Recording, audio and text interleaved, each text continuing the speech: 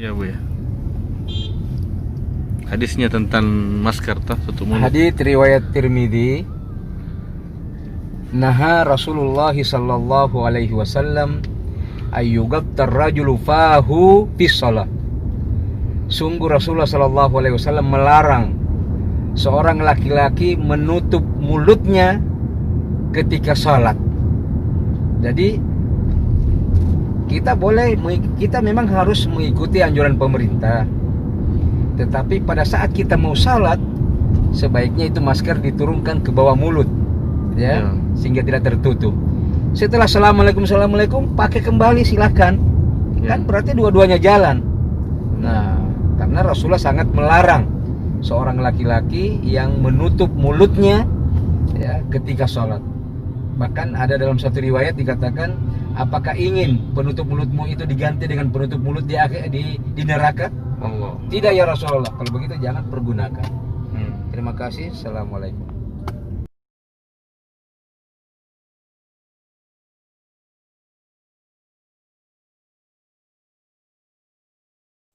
Assalamualaikum warahmatullahi wabarakatuh. Akhir-akhir ini cukup viral beredar sebuah video di mana ada seorang tokoh agama dengan mengutip hadis Imam Turmudi yang mengatakan bahwa memakai masker saat sholat adalah dilarang atau tidak boleh. Kenapa? Karena merujuk pada hadis Nabi bahwa menutup mulut saat sholat adalah dilarang atau tidak boleh. Benar nggak demikian? Nah, pertama dari aspek kajian hadis ini juga terdapat dalam Sunan Abi Daud, juga Ibnu Majah.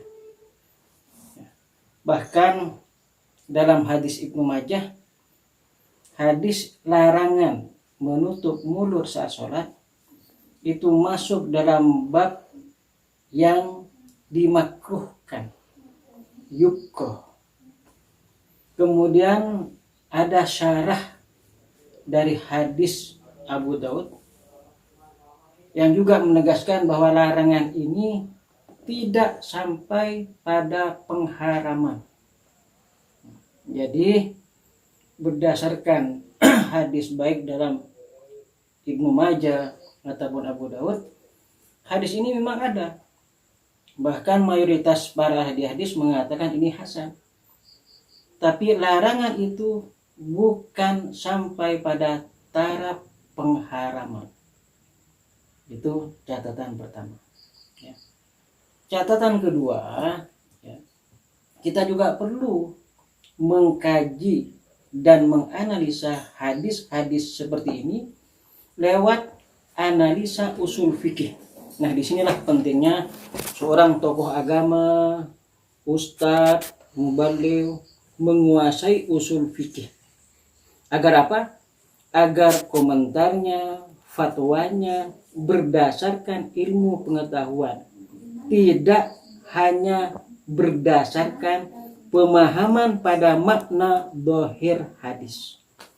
Kenapa? Kalau kita menggunakan analisa usul fikih, maka kita akan paham kemana arah sebuah hadis itu bisa kita terapkan. Kenapa? Karena nahyun dalam usul fikih itu tidak semuanya berarti pengharaman. Ada nahyun, larangan yang memang di situ pengharaman. La taqrabuz zina, macam-macam. Tapi ada nahyun yang bukan pengharaman, tapi maknanya makruh. Nanti saya kasih contoh yang relevan sekaligus sebagai pembanding komparasi tentang hadis larangan menutup mulut. Ada nahyun, larangan, bukan pengharaman, bukan juga makruh, tapi sekedar lil irsyad. Ada nahyun, pengharaman bukan, makruh bukan, lil irsyad bukan, tapi doa misalnya Rabbana la tuzigh qulubana dan macam-macam. Jadi tidak semua larangan itu pengharaman.